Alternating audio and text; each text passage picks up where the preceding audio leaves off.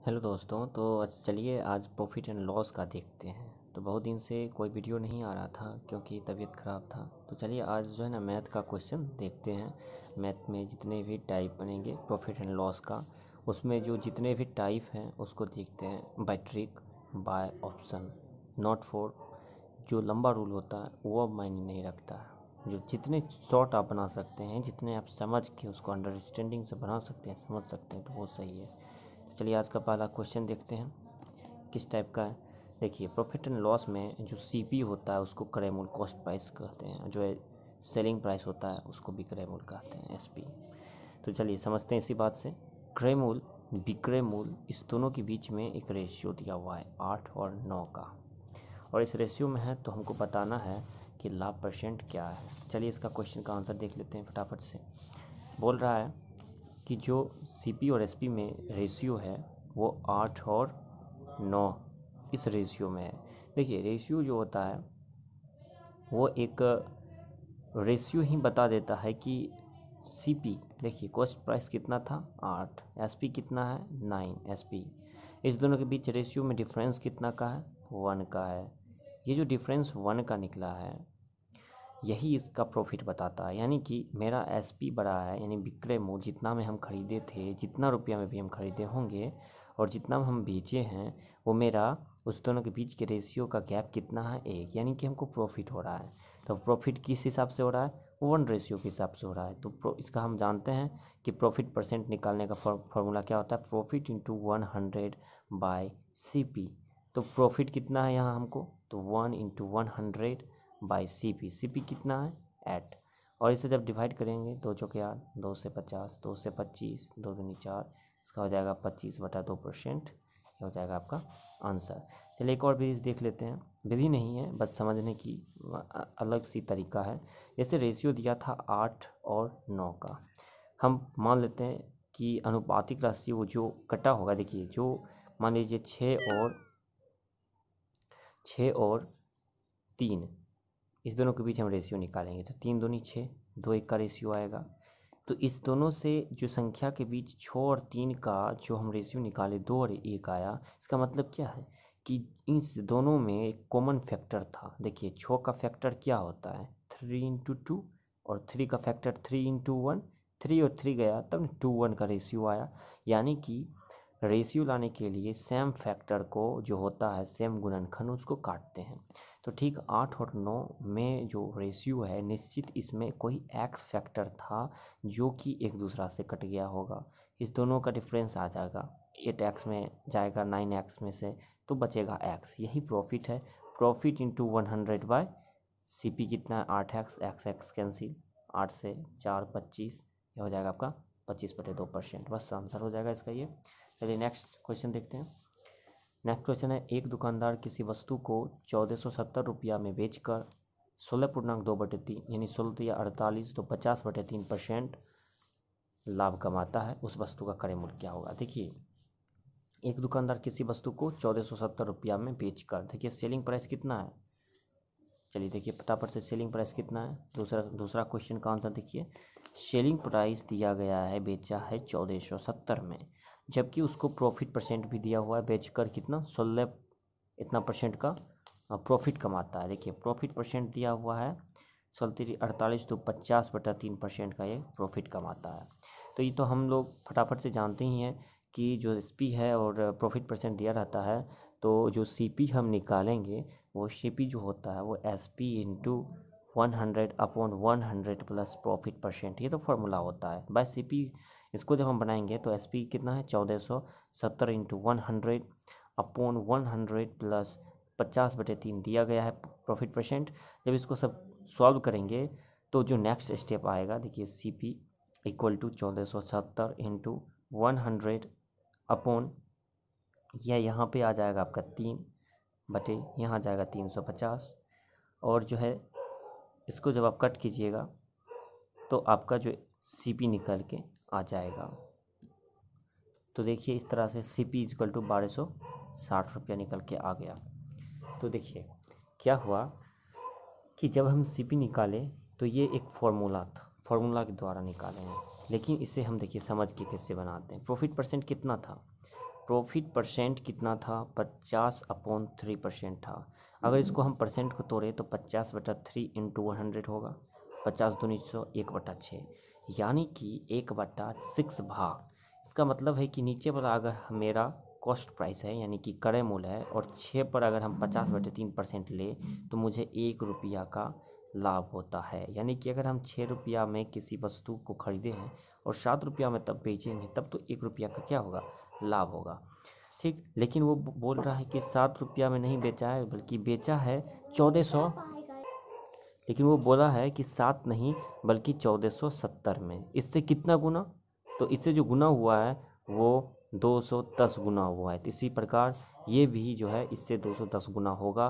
तो 0 6 6 दूनी 12, 1260 देखिए आंसर आ गया। कोई दिक्कत नहीं है। ये जो परसेंटेज है ना, परसेंटेज को जब तोड़ेंगे तो 1/6 भाग आया।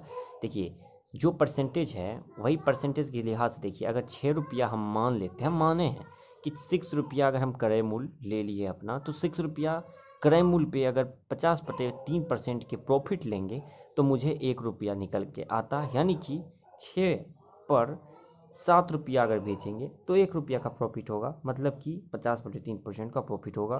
फिर क्या है कि 7 नहीं बल्कि हमने जो 1470 में बेचा था इससे 210 गुना, तो जो ये होगा ये भी पहले से 210 गुना होगा, तो इसलिए आंसर 2260।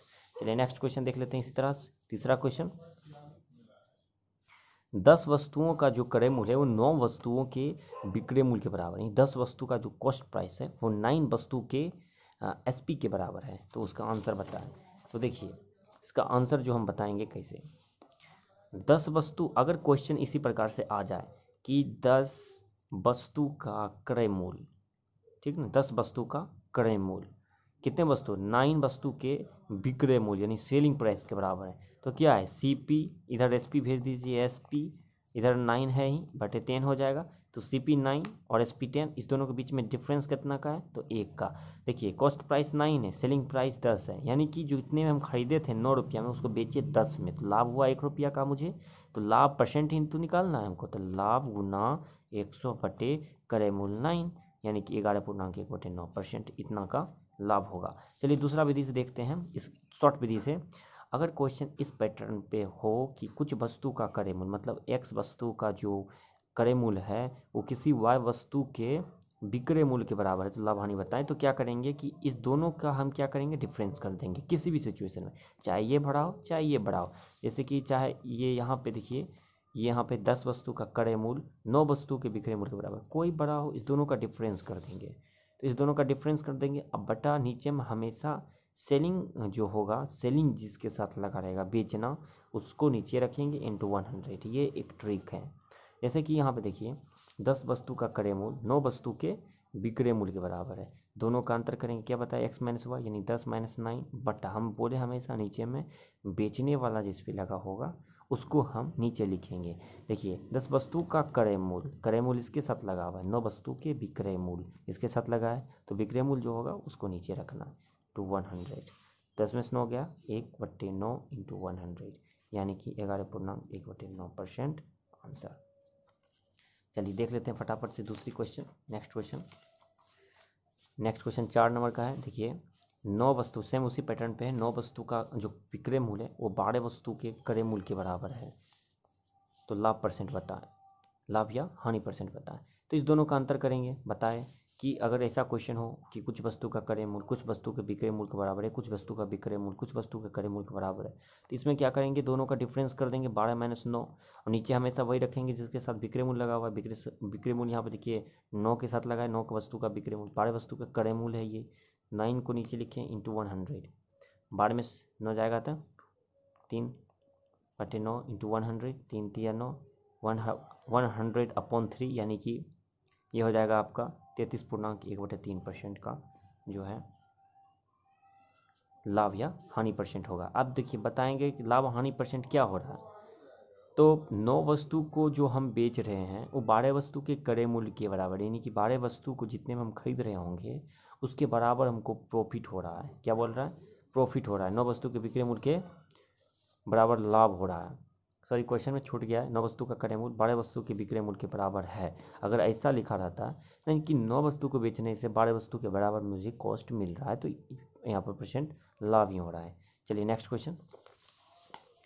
किसी वस्तु को 524 रुपये में बेचकर उतने ही लाभ होता है जितने कि इतना रुपये में बेचने से हानि। देखिए एक चीज़ गौर कीजिएगा, 524 रुपया में बेचने से 452 रुपया में बेचने पर जो हानि होता है उसको पर बेचने से जो लाभ होता है वो दोनों डिजिट में समान है। मान लीजिए कि 524 रुपया में बेचा और 20 रुपया का लाभ हुआ होगा, तो 452 रुपया में जो बेचा तो 20 रुपया का ही हानि होगा। अगर क्वेश्चन ऐसा आ जाए तो क्या करना है, कुछ नहीं, जो दिया हुआ है जितने जितने में बेच रहा है उस दोनों को हम ऐड कर देना है और डिवाइडेड बाय 2, यानी एवरेज आपको निकाल देना है। एवरेज इस दोनों को जोड़ दीजिए अपन 2 चौके 8, 2 8 16, 2 3 14, 483 आपका ये आंसर हो जाएगा। चलिए नेक्स्ट क्वेश्चन देख लेते हैं। वीडियो का आखिरी क्वेश्चन है। अमन ये जो 39 लाख रुपये के घाटा में एक मशीन को बेचता है। अगर उसने इसे 49 लाख रुपये में बेचा होता तो उसका लाभ नुकसान का 3 गुना होगा। देखिए, अगर 39 लाख घाटे में एक मशीन को बेचता है, अगर ये 49 लाख रुपये में बेचता तो उसका लाभ जो है, जो नुकसान हुआ था 39 लाख में बेचने से, नुकसान का 3 गुना है। तो मशीन की लागत मूल्य क्या होगी? देखिए सीधी सी बात है, इसको हम 2 विधि से बना सकते हैं, शॉर्ट विधि और लॉन्ग विधि, किसी भी विधि से। लेकिन बाय अगर देखा जाए तो पहले हम जो अपनी विधि है वो बता रहे हैं। अमन देखिए, जो भी कॉस्ट प्राइस होगा, यानी कि जो भी खरीदा होगा वो उसको पता नहीं, लेकिन 39 लाख में एक को बेचा है और एक को कितने में बेचा है, तो एक को बेचा है 49 लाख में। अब एक चीज़ का ध्यान दीजिएगा, 39 लाख में बेचा है, 49 लाख में बेचा है। यहाँ पे ये बोल रहा है कि मान लीजिए यहाँ पे जो भी हानि होता इसका तिगुना यहाँ पे लाभ हो रहा है। ये क्वेश्चन बोल रहा है कि जो उसका लाभ है नुकसान का 3 गुना है। अगर मुझे नुकसान 1 का हो रहा होगा तो ये लाभ यहाँ 3 का होगा। देखिए 2 पार्ट में टूटा, इस दोनों पार्ट को अगर मिलाया जाए तो टोटल कितनी पार्ट हो जाएगी, अगर यहाँ से यहाँ देखे जाए तो 4 3 1 4। लेकिन इस दोनों के बीच का डिफरेंस कितना का है, 10 का है। तो ये जो 4 है, ये 4 नहीं बल्कि ये, जब ये 4 है और यहाँ पे डिफरेंस का 10 है, यानी 4 और 10 4, डिफरेंस यहाँ का 4 आ रहा है, लेकिन यहाँ का अंतर कितना आ रहा है, 10। तो 4 ही नहीं है और ये 10, समझिएगा। दोनों के बीच में जो डिफरेंस है 1 है और 3, इस दोनों को मिला देंगे 4। लेकिन इस दोनों के बीच में तो था टोटल डिस्टेंस 4 का, लेकिन इस दोनों के बीच में कितने का अंतर है, तो 10 का। तो कितने गुना अगर देखा जाए तो 2.5 गुना। ये जो 10 है 4 का 2.5 गुना, 4 नहीं है, ये दोनों सेम होना चाहिए था, 4 नहीं है 10 है, तो यानी 2.5 गुना है। तो यहाँ पे भी ये 2.5 गुना होगा और ये भी 2.5 गुना होगा। जितने भी पॉइंट होगा सभी के सभी 2.5 गुना ही होगा। तो 2.5 गुना होगा, मतलब 1 इंटू 2.5, यहाँ 2.5 इंटू 3, तो ये हो जाएगा 3 5 3 7.5% का यहाँ लाभ हुआ और यहाँ पे जो 2.5 का हानि हुआ। और चूँकि CP निकालना है और सेलिंग प्राइस 39 था, 39, उसमें अगर हम जोड़ देंगे 2.5 तो कितना आ जाएगा, तो आ जाएगा आपका 9 2 41.5, 41.5 लाख यहाँ आंसर आ जाएगा। CP निकालने में सेलिंग प्राइस में लॉस को जोड़ा जाता है, तो उससे आंसर आ जाता है। अगर ये आपको समझ में आ गया तो ठीक है। ठीक, तो देखिए एक और विधि से हम आपको बताते हैं इसमें।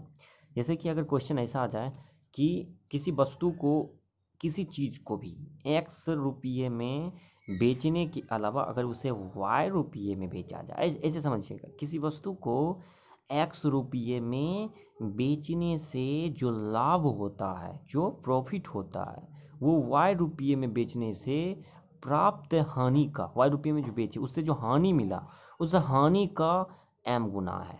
क्या बोले हम, किसी वस्तु को X रुपये में बेचने से जो प्रॉफिट हो रहा है, Y रुपये में बेचने से जो हानि हो रहा है उसका M गुना है ये प्रॉफिट। ठीक, अगर क्वेश्चन इसी स्टाइल में है तो पकड़ना है उसको। देखिए क्वेश्चन इसी स्टाइल में कि 39 लाख रुपये में बेचने से जो हानि होता है, 49 लाख रुपये में बेचने से जो प्राप्त लाभ है, 39 लाख में बेचने से जो हानि है उसका 3 गुना है। ये क्वेश्चन बोल रहा है, सेम वही जो हमने कमेंटमेंट किया, सेम वही उसी पे है।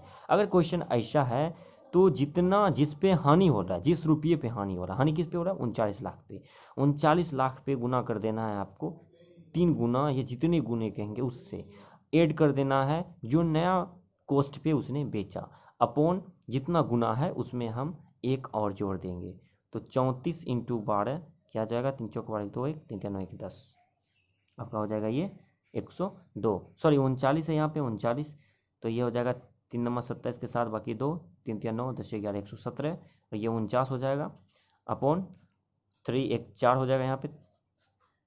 अब दोनों को जोड़िए तो ये हो जाएगा आपको 166/4, और जब इसको काटिएगा तो 41.5 आता है, 41.5 लाख। समझ में आ गया, बस इजी है।